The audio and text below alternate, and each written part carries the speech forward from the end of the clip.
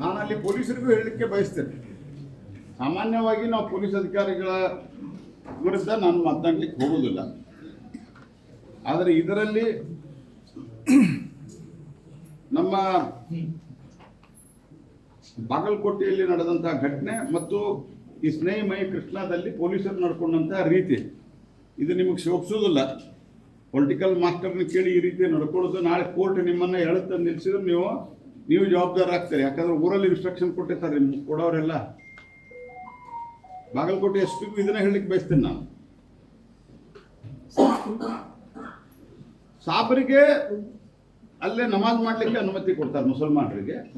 ಹಿಂದೂಗಳದ್ದು ban order 163 ಭಾರತೀಯ ನ್ಯಾಯ ಸಂಹಿತೆ BNS ಯಾಕಿದೆ?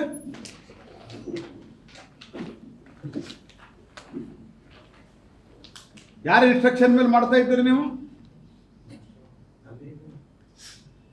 ಅನೇಕ ಕಡೆ ಕರ್ನಾಟಕದಲ್ಲಿ ಕಾಂಗ್ರೆಸ್ ಸರ್ಕಾರ ಬಂತಂದ್ರೆ ಅನೇಕ ಕಡೆ ಈ ಮತಾಂಧ ಇಸ್ಲಾಮಿಕ್ ಶಕ್ತಿಗಳ ಹಾವಳಿ ಜಾಸ್ತಿ ಆಗ್ತದೆ. ಯಾಕೆ? ಸುಮ್ಮನೆ ಹೊಂಟಂತ ಮತ್ತು 200 ಜನ ಸೇರಿದ್ರೆ ಯಾಕೆ ಅವತ್ತ ಏನು ಮಾಡ್ತಾ ಇದ್ರಿ ನೀವು? ಕತ್ತೆ ಕಾಯ್ತಾ ಇದ್ದೀರಾ? ಅಥವಾ ನಿಮ್ಗೆ ಅವ್ರು ಸೇರಿದ್ರು ಸುಮ್ಮನೆ ಬಿಡಬೇಕು, ಚಪ್ಪಲಿ ಕಲ್ಲು ಸಂಗ್ರಹಿಸಿದ್ರು ಅಂತ ಹೇಳಿದ್ದಾರೆ ನಿಮ್ಗೆ? ಮೀಡಿಯಾದಲ್ಲಿ ಬಂದಿದೆ, ಆನ್ಲೈನ್ ಮೀಡಿಯಾದಲ್ಲಿ. ಅದರಲ್ಲಿ ಸಾಕಷ್ಟು ದೊಡ್ಡ ಪ್ರಮಾಣದಲ್ಲಿ ಮಾರಕಾಸ್ತ್ರಗಳಿದ್ದು ಅಂತ. ಯಾವ ಆಧಾರದ ಮೇಲೆ ಇಲ್ಲ ಅಂತ ಹೇಳಿ ಅವ್ರಿಗೆ ಸರ್ಟಿಫಿಕೇಟ್ ಕೊಡ್ತಾ ಇದ್ರು ಪ್ರಾಪರ್ ತನಿಖೆ ಆಗಲಾರದರ್ತು?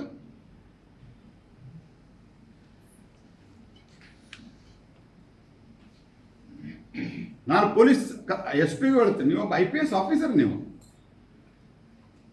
ಈ ಅಯೋಗ್ಯರ ಮಾತು ಕೇಳಬೇಡ್ರಿ. ನಿಮ್ಮ ಬಗ್ಗೆ ನಾವು ಯಾವುದೇ ರೀತಿ ಕೆಟ್ಟ ಮಾತನಾಡ್ಲಿಕ್ಕೆ ತಯಾರಿಲ್ಲ. ಈ ಅಯೋಗ್ಯರ ಮಾತು ಕೇಳಿ ಈ ರೀತಿ ವರ್ತಿಸ್ಬೇಡ್ರಿ ನೀವು.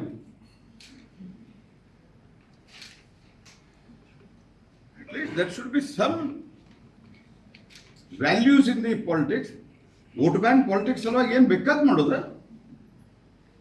ಶಿವಾಜಿ ಮಹಾರಾಜರು ಅವ್ರ ಬಗ್ಗೆ ಶ್ರದ್ಧೆ ಇಟ್ಕೊಂಡಂತ ಲಕ್ಷಾಂತರ ಜನ ಇದ್ದಾರೆ.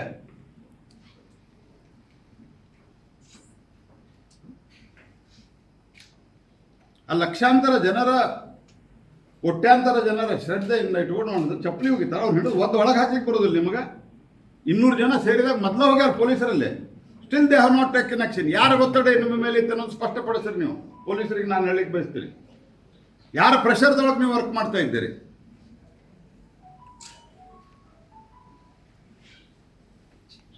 ಇದು ರಾಜ್ಯಾದ್ಯಂತ ಈ ವಿಷಯಗಳು ಪಸರಿಸ್ತಾ ಇದ್ದಾವೆ. ಗಣಪತಿ ಮೆರವಣಿಗೆ ಮೇಲೆ ಕಲ್ಲು ಹೊಡೆಯೋದು, ಶಿವಾಜಿ ಮಹಾರಾಜರ ಭಾವಚಿತ್ರ ಮೆರವಣಿಗೆ ಮಾಡ್ತಾ ಇದ್ದ ಕಲ್ಲು ಹೊಡೆಯೋದು, ಚಪ್ಪಲಿ ಒಗೆಯೋದು, ಹಲ್ಲೆ ಮಾಡೋದು, ಬಾಂಗ್ಲಾದೇಶಿ ಇಲ್ಲಿಗಲ್ ಇಮಿಗ್ರೆಂಟ್ಸ್ಗೆ ಕೆಂಪು ಹಾಸಿಗೆ.